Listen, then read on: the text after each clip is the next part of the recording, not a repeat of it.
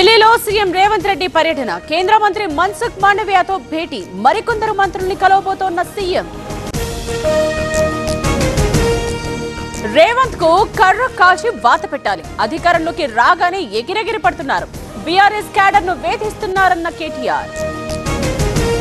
జగన్ చిత్తూరు జిల్లా పర్యటనకు ఓకే, షరతులతో కూడిన అనుమతి, ఎల్లుండి బంగారుపాళ్యంలో టూర్.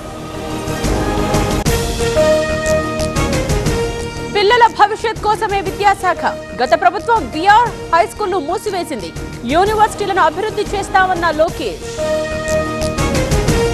మంత్రి తుమ్మల కీలక నిర్ణయం, సౌత్ మంత్రులతో కలిసి కేంద్రాన్ని కలిసే యోచన, ఆయిల్ పామ్ దిగుమతులపై సుంకాలు పెంచాలన్న మంత్రి. అనకాపల్లి జిల్లాలో డీసీసీబీ రుణాల పంపిణీ, 2027 కల్లా పోలవరం నీళ్లందిస్తామన్న కొలుసు, 4 ఇంజన్ల సర్కార్ పనిచేస్తోందన్న మంత్రి. అధికారం పోయినా అహంకారం తగ్గలేదు, కేటీఆర్ ఇష్టం వచ్చినట్టు మాట్లాడుతున్నారు, రోడ్లపై కాన్వాయ్ను తిరగనివ్వమని బండి వార్నింగ్. తెలంగాణలో పాలన కుంటుపడింది, రేవంత్ పాలనలో నీళ్లు ఆంధ్రాకు, నిధులు ఢిల్లీకి, అన్ని అబద్ధాలే చెప్తున్నారన్న హరీష్. టీ కాంగ్రెస్ ఉమ్మడి జిల్లాలకు ఇన్ఛార్జ్లు, ఖమ్మం జిల్లాకు వంశీచంద్, నల్లగొండకు సంపత్, పొన్నంకి మెదక్, హైదరాబాద్ కు జగ్గారెడ్డి. కామారెడ్డి ఎక్స్ప్లోజివ్స్ కేసులో రాజకీయ రచ్చ, టీపీసీసీ నేత గడ్డం సహా 5గురి అరెస్ట్, కక్షతో ఇరికించారని భార్య ఆరోపణ. సిగాచిలో దొరకని 8 మంది ఆచూకీ, చికిత్స పొందుతున్న 18 మంది కార్మికులు, శిథిలాలు డంప్ చేస్తున్న స్థలానికి ఎస్పీ.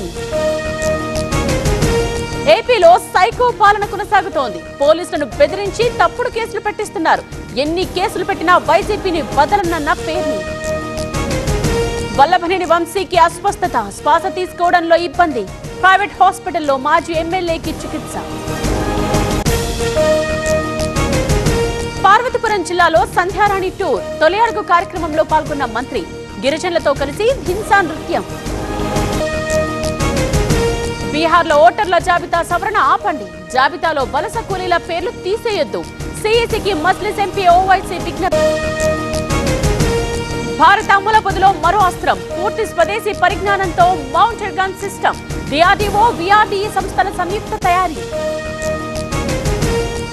పాక్ ఆర్మీకి నేను నమ్మకమైన ఏజెంట్ ని, ముంబై దాడుల్లో కీలక పాత్ర పోషించా, గుట్టు రట్టు చేసిన తహూర్ రాణా.